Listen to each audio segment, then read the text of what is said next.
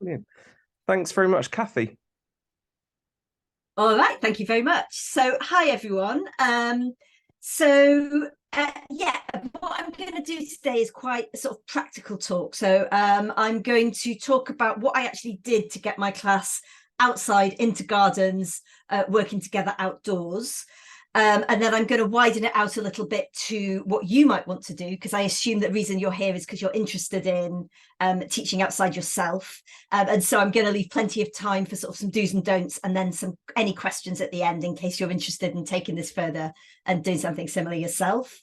I have thought about this more theoretically, and there is a book chapter in the offing where I talk about the politics of teaching outside, and particularly the emotions of teaching outside, and thinking about hope and the importance of hope in the experience of teaching in gardens. So anyone who's interested in engaging in that in a more theoretical way, I'm very happy to send a copy of that book chapter to you. Just drop me a line, and that's absolutely fine. But this is a more practical session today. And the context is obviously, a context of students' difficulty with mental health, student engagement. We've all seen those photographs on Twitter of the empty classrooms.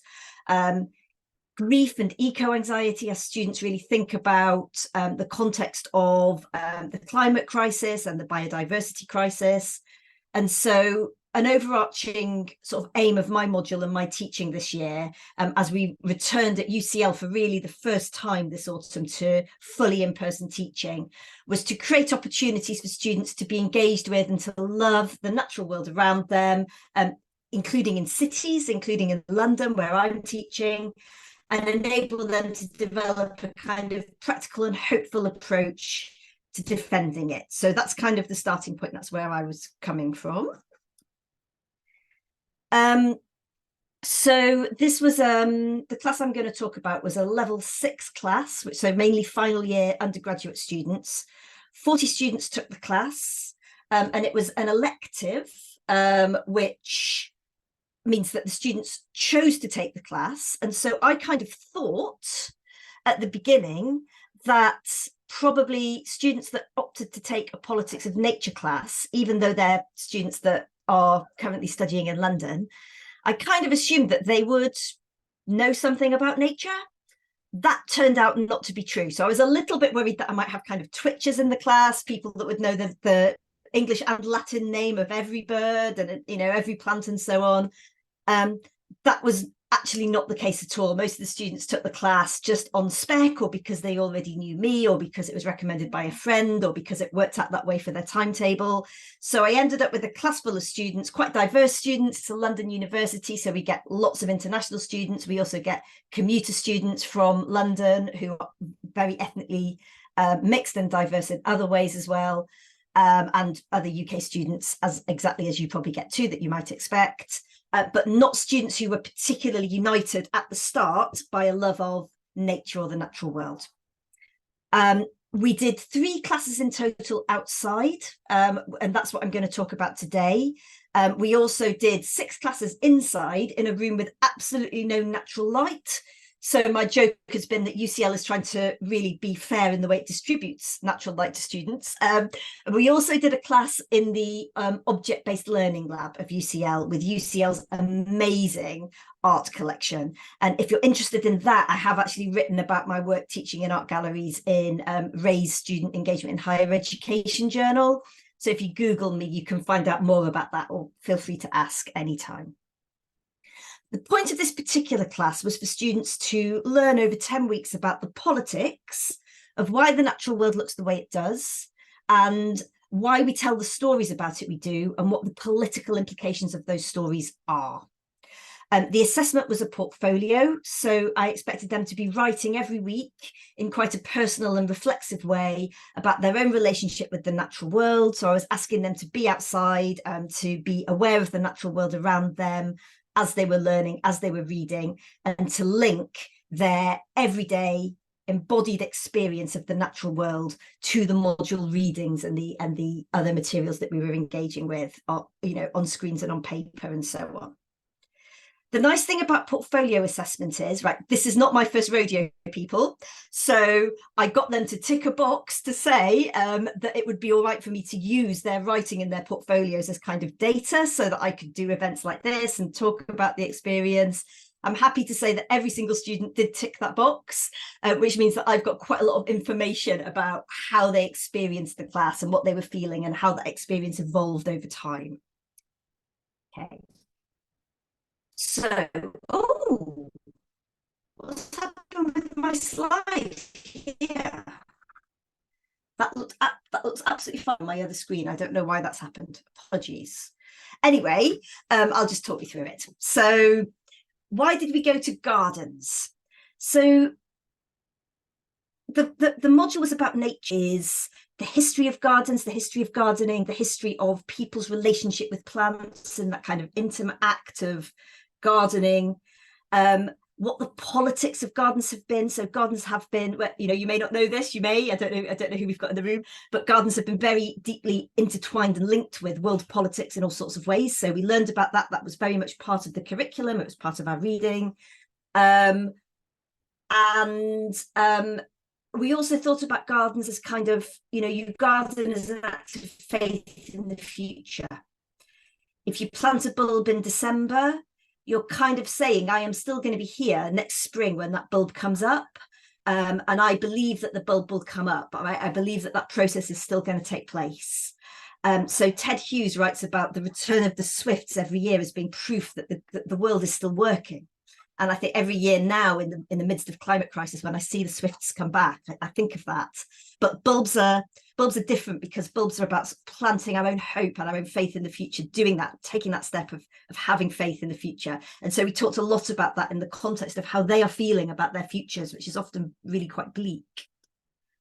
Another reason to go to gardens was because actually when you're moving around outside, it's a very different way of relating to yourself, to other people, and to the world around you, right? So, and I've talked about this in relation to art galleries as well. If you're moving around, you can have different sorts of conversations. So you can talk to different people, you can move and have a chat with somebody, or find yourself coincidentally having a chat with somebody that maybe you haven't spoken to before. You can move in and out of conversations, you can join a conversation, you can also leave it easily. So in this class, we were talking about some pretty tough things. We were talking about racism, homophobia, ableism and disability. And often when you're having those tough conversations, like psychologists and people like that say, often have a conversation like that when you're driving or something, because then you're not like staring at the person you're talking to, but also have that conversation when you're going for a walk. So that works very nicely, having those tough conversations whilst you're also moving around and in a beautiful sort of calming space. And what I discovered was that many of my students, despite being often final year students who had been at UCL for 3 years, they were feeling isolated, but they made friends and they built communities through that experience of being together in gardens. And I think this is really political, because politics ultimately cannot happen if we are not able to work together. And if we're not able to build relationships, which will stand the test of sometimes things being difficult. And so actually that experience of being together, being in gardens and being able to build friendships, relationships, community, often across difference, to me is a deeply political thing to do in and of itself. So I think it's really nice for our discipline to be engaged in this kind of learning. The other reason why gardens, rather than say nature reserve, wasteland, bogs, coast, any of the other natural spaces that you might have in your mind, is that of course gardens are by and large, well, gardens must be in this country, in the UK, they must be compliant with disability discrimination legislation, which means that they are accessible by and large to our students. And so gardens are a really good one in that sense as well, although nature reserves are often accessible too, and there are other spaces that you might find would be accessible for your class. And we can talk more about that. So we did 3 trips to gardens. So the first trip, we went to the Chelsea Physic Garden, and with the help of a great practitioner, educator called Sixto Joan Zavala, we learned about the queer politics of gardens. So we started off in Chelsea Physic Garden with the question, what's natural and something not natural about who you are or what you're doing? Um, but one thing you can do in response to that is say, well, let's have a look at the natural world then, shall we? And so we read some of the writers that are doing that work, Timothy Morton, those sorts of people. And we went and we met trees that changed their gender. We went and had a chat with some mushrooms. Mushrooms have 36,000 biological sexes. We went and looked at plants which have rhizomes, and we talked about what rhizomatic politics is. So we read Deleuze and Guattari, and we talked about rhizomatic politics as a way of thinking about queer organising and queer communities. And we had some really good conversations about the ways in which nature has been used to legitimate heteronormative politics, but also the ways we can use nature to push back against that and to do something different. Then later on in the term, we went to Kew Gardens, which is an amazing space. And Caroline Cornish is the educator there who helped us. She's a historian. And she helped us understand what the role of botanical gardens was in colonial politics, and also what the role of botanical gardens is in world politics today. And so we did a case study of the rubber tree. So this is a photo here of us all standing in the amazing palm house at Kew Gardens near the rubber tree, and talking about what's the rubber tree doing in London in the first place? How did it get here? And what was the role of Kew Gardens in that? Who discovered the miraculous and wonderful properties of the rubber tree, that it creates this amazingly versatile and useful material, rubber. Who discovered that?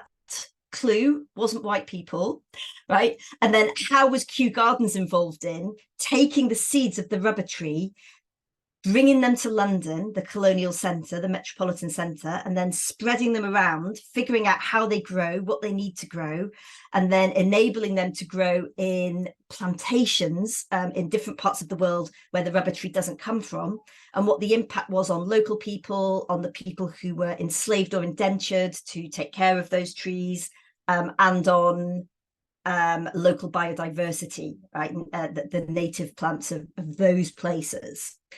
All of which was quite catastrophic, as well as rubber's role in enabling the Industrial Revolution. Right? And Kew Gardens was in the absolute centre of this in terms of both actually stealing the seeds, right? And smuggling them on a boat, which they weren't allowed to do, and also in the kind of scientific knowledge necessary to have that kind of rubber tree production going. So that's what we did at Kew Gardens. And we also learned about how Kew Gardens is governed now. So unlike a lot of gardens, Kew Gardens is actually governed in the UK by the Department of Environment, Farming and Rural Affairs.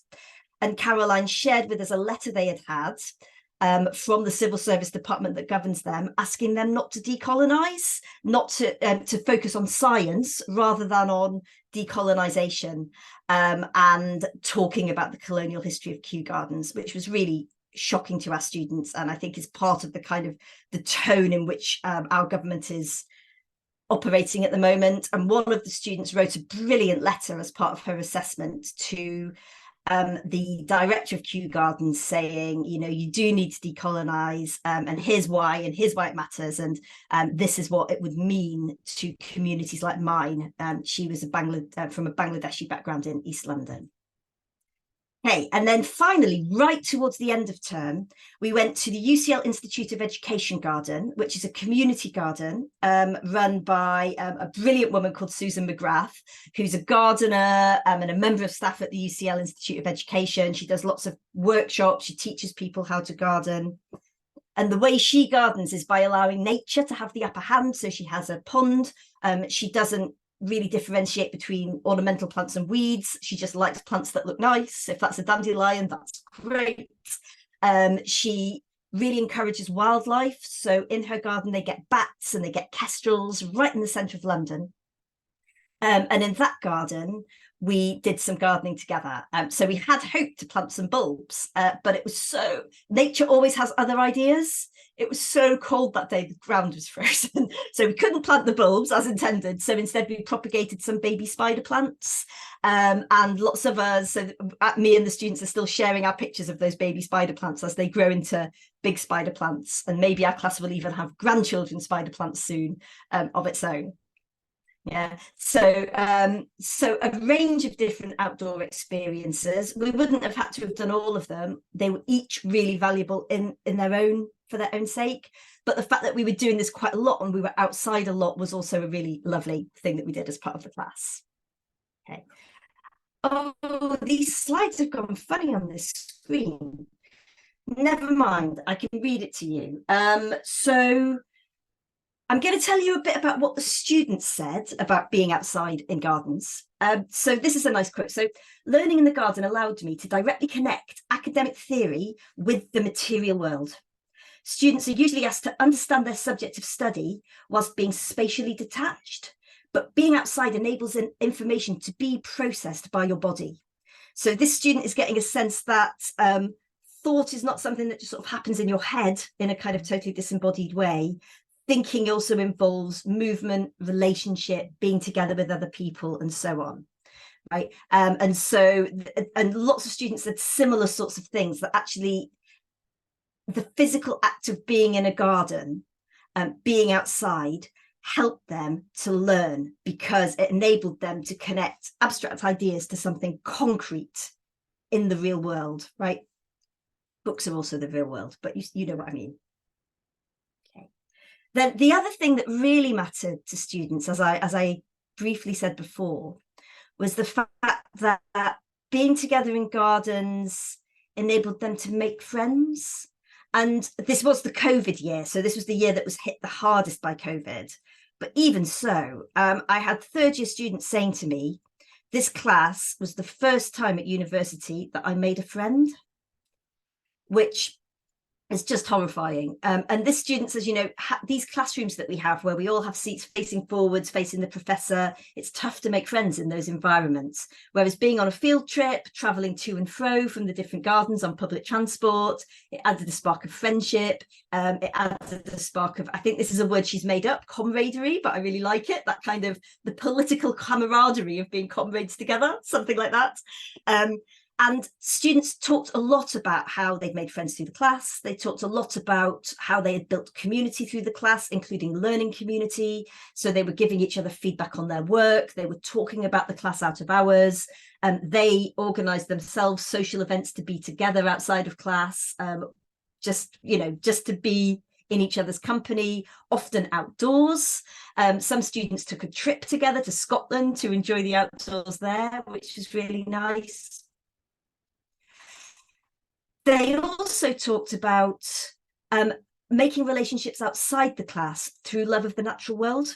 And there were several stories, and which I loved, with students going back and talking to older relatives about their relationship with either gardens or the land. So one student wrote in her portfolio an amazing family history of her family's very fraught but also loving relationship with the land on which they had been enslaved in North America, which was an amazing piece of work. And another student told me that after class every day, her mum would be texting her. So this is a commuter student who was going backwards and forwards to South London to come to class. And after class, her mum would be texting her saying, when are you home? Are you coming home soon? And she said, I knew it was because she wanted me to come home and talk about what we've been learning, because she's a gardener, she loves nature, and she was really excited to discuss it with me. So again, I think this is actually really political, having those relationships across generations, across life experiences, in relationship with also the natural world, more than human world, enables us to imagine what political community, which draws on all those elements, might look like. And just as a brilliant example of that, again, my slide has gone funny. I'm literally looking at another screen where this is fine. I don't know why this has happened. Okay, so I'll read it. So in his portfolio, a student who is British Cypriot, of Greek Cypriot heritage, says, I call on the Ministry of Education in Cyprus to introduce a practical education programme with the aim of unifying Cyprus's younger generations, bringing together Greek and Turkish Cypriot youth to learn about nature.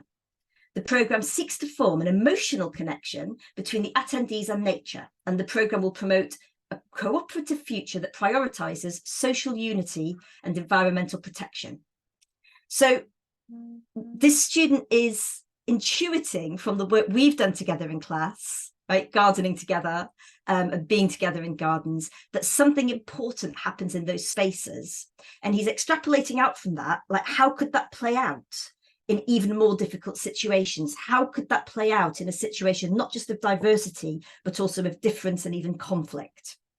And his intuition from that is that being together in nature, working together, gardening, can be both a political and pedagogical strategy for change, for hope, for reconciliation. So he was suggesting that this programme would involve learning the names and cultural significance of plants in each other's languages, getting outside together, doing orienteering, doing conservation work. Oh, a cup of tea is coming for me, thank you. Including the practical work of planting, pruning, clearing, right, being together in natural spaces. And the really fascinating thing about that is I know that there is a literature on nature and peace building, right? And so both the reconciliation between the natural world and the human world as an essential part of peace building in post-conflict situations where perhaps the land has been poisoned through war. And also the ways in which relationships between people can be healed through healing that relationship with the natural world. There is a literature on that. I am vaguely aware of it, but I didn't recommend it to the students because it's actually not a topic that we covered as part of the module. This student just felt that that would be something that would work in a practical sense. And so he went away, and without any prompting from me, he found out about that and read about that and wrote about that, which I just think is fascinating. And I think it shows something about what's going on in those spaces, what the students were feeling as they were working and gardening together.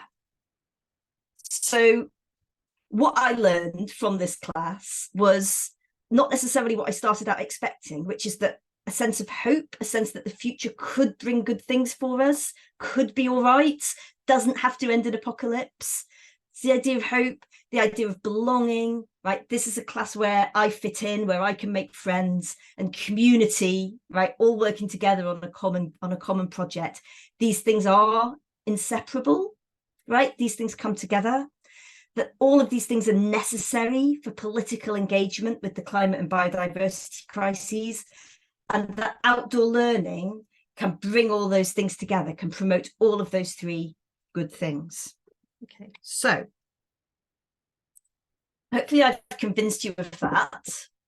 So if that's the case, then what could you do to promote outdoor learning? What could you do with your class? How could you get them outside? And I don't know, because I don't know what you teach.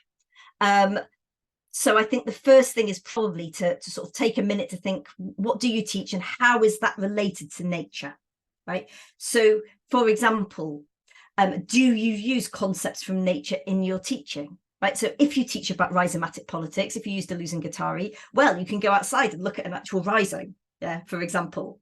So there may be things that you can use in your teaching that give you that impetus to be outside. There may be a historical context to the ideas that you're using in your class that would be well served by just going for a walk. So one thing that we've done in other classes at UCL, for example, is you may know that UCL was sadly at the forefront of eugenics and eugenic thinking. And so it has this kind of dark history of eugenics.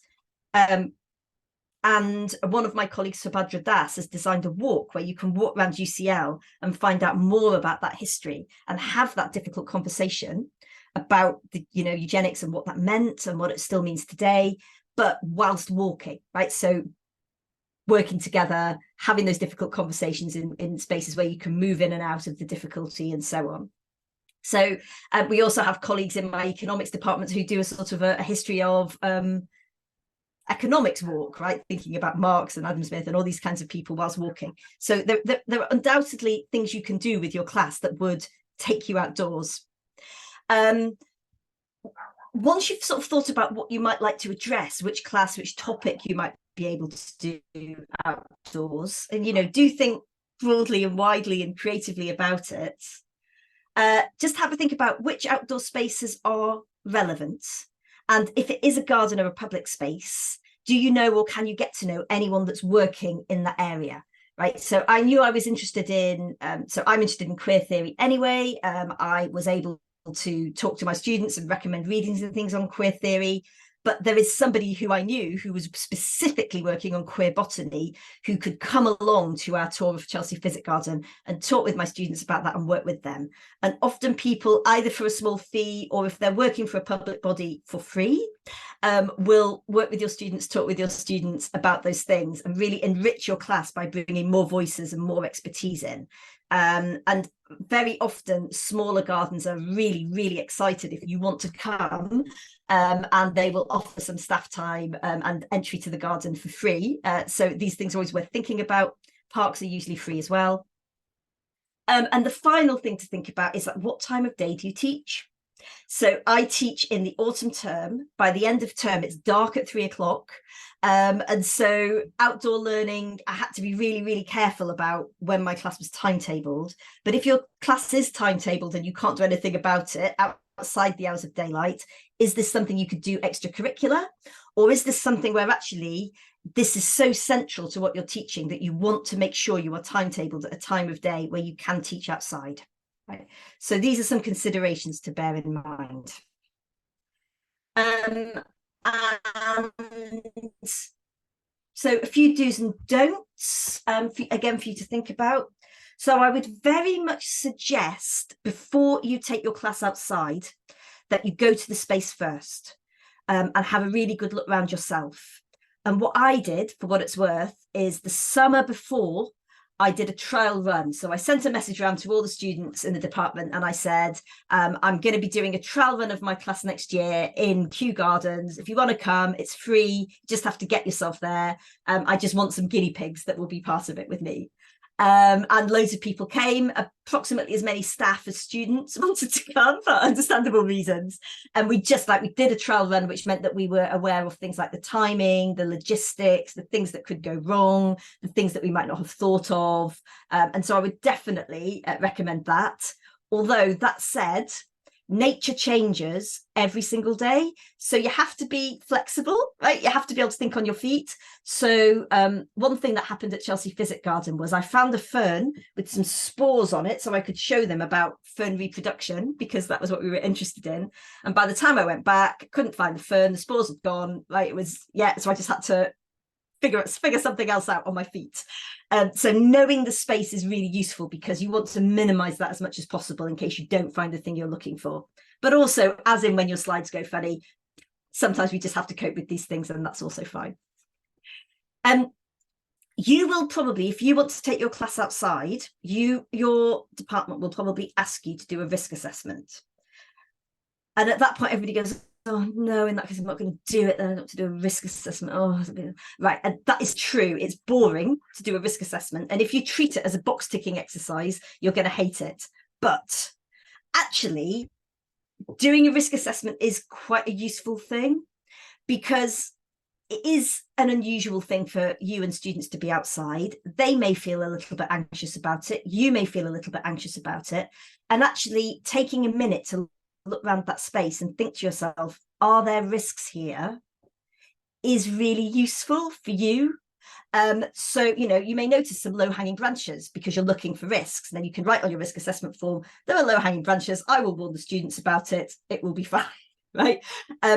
These places are not places which have much higher levels of risk than just being in a classroom, but just being aware that maybe there are poisonous berries around. Maybe I need to say to the students, look, don't put anything in your mouth unless I tell you to, those sorts of things. So I think taking the risk assessment seriously is actually a really good thing. And it shouldn't put you off. It should be something that you embrace as part of your role of being a responsible teacher in a different sort of space. Do make sure that you speak to the gardeners, to the staff, to any experts who are around who can help you. They're often very happy to, and students really love to hear from another person other than you. That's great. It gives them a range of experiences. Do consider accessibility. So one of the things we really looked at in a bit of detail in my class was disability and disabled access to the countryside, to nature, to gardens, and to rural spaces. And I was really moved, said, I will never again look at any natural space without asking myself, could you get a wheelchair up there? These are really important questions. So it's really important to consider the accessibility of the spaces that you're going into.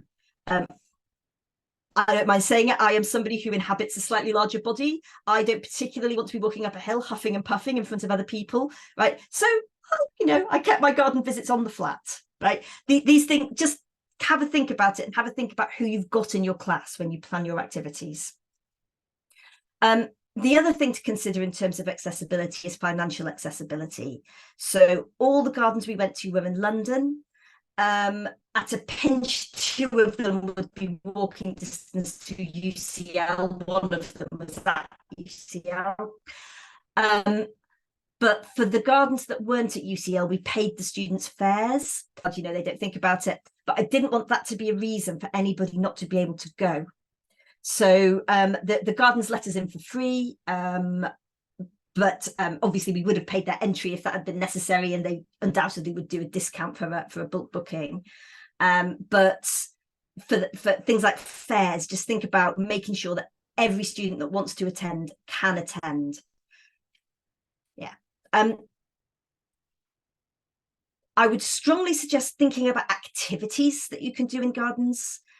So, it can be something very small, like asking students to find something small that they find beautiful, and spend a bit of time looking at it and noticing everything that they can about that thing, and then maybe pulling the focus back and trying to think about how those patterns that they've noticed in the small thing also play out on the more majestic scale. Like, can you see those same patterns repeating at a larger scale when you look at the skyline, when you look at the trees, when you look at the overall plan of the garden, right? So just getting their senses engaged, getting them noticing what's going on around them is actually really helpful in terms of tuning them into what nature appreciation and nature connection is. As I say, one thing I noticed about my students is they knew very little about nature. And so actually getting them to see the difference between this leaf and that leaf was a really, really useful activity. Another thing that we did was I sent them off free range to look at how is the garden arranged and how is the signage arranged. So in Kew Gardens, what are the signs telling us and what are they not telling us? What does Kew Gardens really want us to know? And what is it not so interested in informing us about?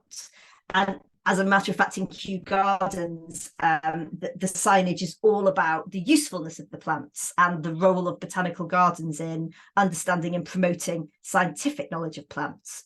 In Chelsea Physic Garden, because it has a history as a physic garden, the signage was all about the medicinal value of the plants, right? So getting them to notice things like that just gets them moving around and talking. And doing sort of group work, which we know is useful in gardens, and teaching rather.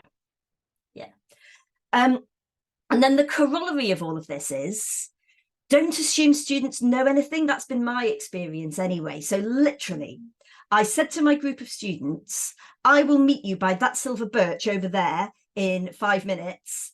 And the terror that came into their eyes because they didn't know what a silver birch was, which is the easiest one because of the white. Anyway, so when I was a little kid, we went on nature walks with my school, and my mum taught me the names of like the commonest birds, trees, wildflowers, those sorts of things. Don't assume they will know that. Even if they did go on nature walks with their schools, which apparently is less common now, it may have been in a different country anyway. So they may not know anything at all. So be prepared to answer even the most basic questions. I showed one student a lavender, and 5 minutes later he came bounding up to me and said, Cathy, is that the same thing? And pointed to a buddleia, which I can assure you is not the same. So be prepared for, some questions about like what they're actually seeing, and be able to sort of help them understand and put into context what it is that they're seeing. And don't forget to communicate all the time, right? Where is this garden? How do we get there? What time do we have to meet there? What happens if it rains? And in my case, bring a raincoat, right? So I made it really, really clear, whatever the weather, this class will go ahead. You live in London, so I'm assuming that you own an umbrella. Bring it. Make sure you've got suitable shoes. Make sure that you are prepared. Check the weather forecast. So I'm a gardener, so I check the weather forecast absolutely every day, no exceptions. But it's important not to forget that not everybody's doing that if you're just moving from room to room in an enclosed building. So communicate with them what's expected, and then they'll have confidence that they'll be safe and that they'll know what they're doing when they're out there. Yeah, don't forget that gardens close early. Don't forget that it gets dark. Don't aim to meet at 3 p.m. in early December, because it will be too dark and you will lose your students and never find them again. Don't just talk at students. And anybody that's coming to a Teaching and Learning Network event knows that anyway, but we don't just stand and talk at our students. That's not how they learn. But when you're working with guides, often people who take students around doing tours of gardens and that kind of thing, they may be in the habit of just talking and not having a lot of interaction, because that's kind of how, it's always a relief, isn't it, when someone will just talk at you and you don't have to think too much, right? So it's your class. Even if you're working with a guide, be sure that you've got some activities and some discussion, and don't be afraid to intervene and be responsible for the learning that's happening in the class, right? Standing there talking in an outdoor space is not much better than standing talking in a lecture theatre in terms of learning. And it would be such a waste, because these spaces can be so rich and so interactive, and you can build such great relationships between the students as well as between you and the students. Okay. And then finally, the don't that you can't see right at the bottom of my slide, where it has gone funny, is don't worry, right? Students will pick up if you're worried. Students will not come away with a wholesome relationship of the natural world if you're going back going, whatever you do, don't eat that, don't fall in that pond, don't bang your head on that branch, right? Relax, don't worry, it's going to be great. You will enjoy it, your students will enjoy it. It's so pleasurable to be outside in the natural world. So take the necessary precautions ahead of time, make sure everybody's safe, turn up knowing that you're all safe, and then you can relax and you can enjoy what you're doing. Okay, and thank you. And I am now going to close these slides because they are starting to really embarrass me, but I'm really happy to talk more about what your plans are for teaching outdoors, and any questions you might have. Thanks very much. Thanks very much, Cathy, for a really interesting and engaging talk. Certainly some thought-provoking ideas there. So before we move on, I'm just going to stop the recording at this stage.